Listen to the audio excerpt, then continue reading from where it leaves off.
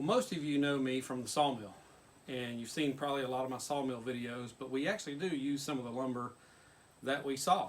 And so we have a project at our office where they're renovating the office and they want the company logo done all in wood, but they want it done in Shou Sugi Ban. So I didn't no idea what that was. Went to YouTube, of course, and found instructions on how to do it. And so today I'm just going to show a little bit about how to do that process, and then also talk a little bit about where we got the sawmill, and so a little bit more information about how I kind of got into that. So we're going to talk about a little bit of that at the end of the process. One of the first things we do is we want to just burn the early wood. The early wood is the white. That's what occurs in the spring, and then the dark wood, the grain, is actually the late wood. And so I watched videos from Inspired Woodcraft, and they showed how to do this. He was doing kind of small samples. This is actually a small sample for what I'm doing. Some of the boards were 5.5 feet long. So when I do this, I just start working from the bottom and going up. And the first thing we'll do is just get a good coat of black on that early wood. You'll notice that the late wood grain is not burning at this point. And from what I've read, what this does is kind of puts a barrier on that early wood and lets it start, or it actually protects it from when you do the bigger burn, to be able to burn that late wood. So what I'm going to do is just a little bit here, and then I'll start doing the, instead of doing this whole board, I'll just do a little bit here at the top, and then I'll do the rest of the burn for the late wood, so that you can see that. One of the problems we've had with this pine is some places it's really rich with resin, and when you do that, get into that resin, it's hard to burn the wood because the resin will burn off ahead of it. And I've got a couple of pieces. That's really a problem where there are knots in the wood, but most of this wood's fairly clean. Okay, so that's our initial burn.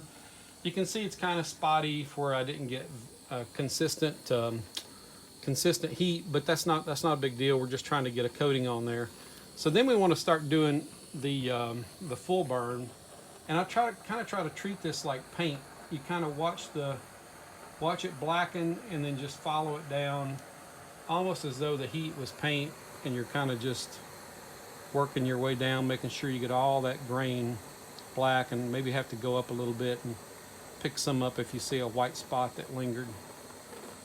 But for the most part, you just do this just really slowly, really evenly, and you want to keep the flame about 2 inches away from the 2 inches away. Now you notice that I went down from the top of the board down, and I'm doing that for a specific reason. As you see that I'm pulling this down and I'm blackening that grain, I can see it fairly easily. I'm getting a little bit of a flame off of it, and that's partially because of the wind. I'm outside on the back porch. I tried doing this in the shop, and I got smoked out, so I had to transfer out here. But if I do this, I can hold the torch at an angle that lets me see the wood, and I can really see and tell when it's getting dark. In just a second, I'm going to transition and move the torch from the bottom of the board up, and I'll show you the difference. Okay, so we're at the bottom. Now what I'm going to do is go from the bottom up. If I do that, I get this halo of flame, and that really, all the light reflection off the wood, to me, makes it harder to see whether I am actually burning the wood or not. And so I've kind of transitioned away from starting at the bottom and working my way up, and I've just been doing it from the top down, top of the board down, and that way I can kind of work it, and sometimes you get a little bit that catches on fire, you just blow it out.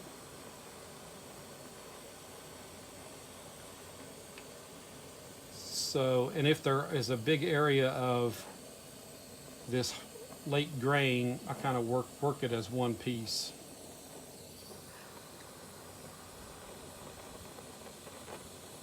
And what I found by doing this is that you can run these little propane bottles. I've actually, this logo is 3 letters, and the letters are 8 foot 7 inches tall.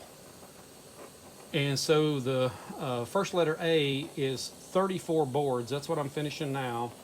The second letter was 18 or 21 boards, and the last letter was 18 boards, and of various sizes. But one of the things I found out is these little cans last a long time. This is only the 3rd can that I've used on this project, and it's still got quite a bit left in it. So that's the kind of finish that you're trying to accomplish. You want it, it'll be kind of somewhat shiny, not really fragmented and burnt really deep. The deeper you burn it, the more that you have to clean off. So what we're trying to get to is a finished product that looks like this before stain. You can see that the late wood is dark, the early wood is white, and I bought a tool online called the Restorer with nylon brushes, and it makes a huge difference in how fast you can clean up one of these boards. The first board or so I tried with like a wire wheel on a drill, and that just, I mean, it just took a long time, really messy. The Restorer's actually got a vacuum hookup, and it makes it really quick for getting it to this level. So once we get it to this level, then we can apply the stain. So the finished product that I'm trying to achieve is this piece here. And so this is the company color, and that's what we're trying to accomplish as the final product. And so all the letters that we're doing are going to be that color. Now what I did do is when I built these, I did them shiplap so that when we put them together, in case there's any there's an overlap to them, and in case there's any irregularities that come in the boards, over time they will not show a gap between the boards, but because I'll stain those inside edges red as well, and then I'll be able to cover up that gap and it won't be noticeable. And so one of the things I did find out, that as you're doing these boards, especially on the long boards that I've done, is that as you're heating that face, they want to cup and bow. And what I have done to prevent that, or to counteract that, is while they're still hot, I've kind of bridged them over. I've used over here the corner of the porch to do that. I just bridge them across, and then while they're still hot, they end up flattening out. So far that's been very successful. I initially tried to burn the backs of them, thinking that, you know, if I burnt the back, then it would even out the dryness on the front and the back of the board, and that would kind of take care of the problem. But that was really time consuming, especially on a project of this size. And so, but bridging them across like that while they're still warm has really been effective in, you know, making those things flatten out. I don't know if most people will be doing, you know, Shou Sugi Ban to these length boards, but that's just a trick if you ever do. It's a trick that really helps. All right, so we're back down in the shop. I've got a table set up to clean these boards. We got all the boards blackened. Like I said, the A took 34 different boards.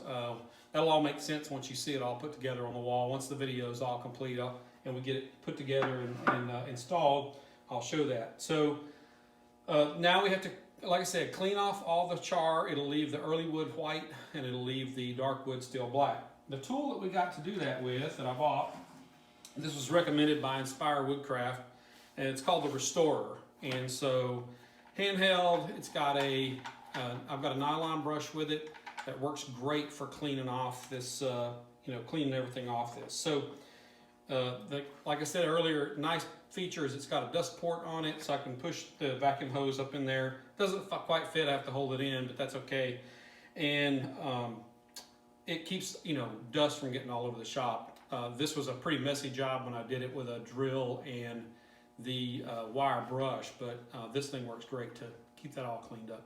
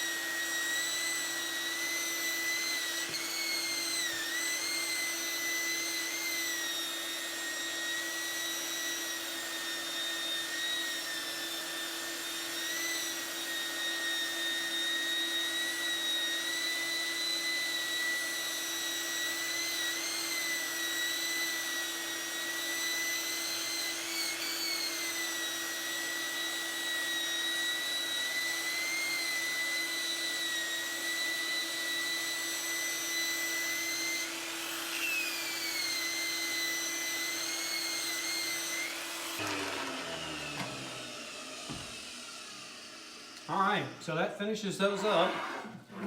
Now we just got to do the rest of them, and we will be ready for staining. So I'm going to try to get all these done this week and then stain everything all at once so that we don't get differences in the pigment and they all come out a uniform color. So hopefully by the end of the week we'll have all these done, all stained, and be ready to start putting the sign up or the logo up, and then be able to show pictures then.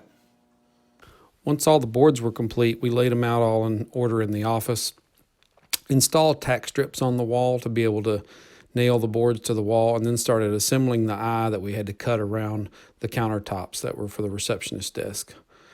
Once the eye was complete, we moved on, got the E installed, and then worked and finished the A. The only thing left to do was for me to finish the boards in front of the receptionist desk, which we painted and showed the saw marks. And then the final product was we put aluminum trim around all the letters and installed all those boards on the front of the receptionist desk. One of our viewers had asked how I got into sawmilling, and so I wanted to go through, explain that a little bit while I show some of the piles of lumber that we have in the top of the shop drying from sawing this summer. Pine's really hard to dry, so I put it up in the top of the shop. It gets about 120-something degrees up there in the summer. It almost acts like a dry kiln and dries out the wood really well. So I'll show a few pictures of that while I talk for a second. Anyway, so I got started several years back. A tree fell in our office, and fell in the parking lot. And I asked the building manager what they were going to do with it, and they were going to cut it up into firewood for a barbecue pit. So I was able to acquire the logs, had 6 30-inch oak logs, but had nowhere to saw it. So I loaded it into my truck at the time and carried it all the way to my uncle's in Tennessee, sawed it on his sawmill. And that was all it took. When I saw those boards coming off that mill, I just fell in love with sawmilling. I worked at a local sawmill here in North Carolina for a while that a friend of mine let me get running. That was his dad's. And that after his dad had was in a nursing home and couldn't run it anymore, but we got it operational, sawed on that for a little bit of time, and then I realized I was putting a lot of effort into someone else's sawmill, not mine. And we made the decision to go ahead and buy our own. We found the sawmill, as you probably saw as you can see in the restoration videos, that it was down in the middle of the woods, hadn't been sawn on in many, many years. And when I bought that sawmill, there was less right with it than there was wrong. I mean, if you looked at my restoration video, there was just a ton of stuff. It took 4 years to get the thing operational because I had no idea what I was doing. Never had messed with a sawmill. And so it was just a trial and error learning curve, and then trying to find bits of information on how to align and how to set the mill up. Today it runs great because of all the work that we did ahead of time, but it was a long, drawn-out effort. I have a very patient wife, and she encouraged me the whole way to finish that thing. There was lots of times that I was ready to give up because it was just one failure after another, trying to get the sawmill operation. But today, we can walk up to it, we can put a little bit of edge on the teeth and sharpen them, and start sawing, and it just saws like crazy. And so this past weekend, we did a solid job where we sawed 1,750 board feet in about 3 hours. And that was with hitting a nail and having to stop and sharpen the teeth again, fix the teeth, and do some other repair work because I had my chain drag kept coming apart, where I've done some work on it recently and haven't got it straightened out yet. Anyway, that's a little bit about how I got into it. And once I got started, I was just passionate about getting it running. It's probably near 80 years old. I'm not sure how exactly old the sawmill is. Some people date it from the late 1930s, early 1940s. We don't really know.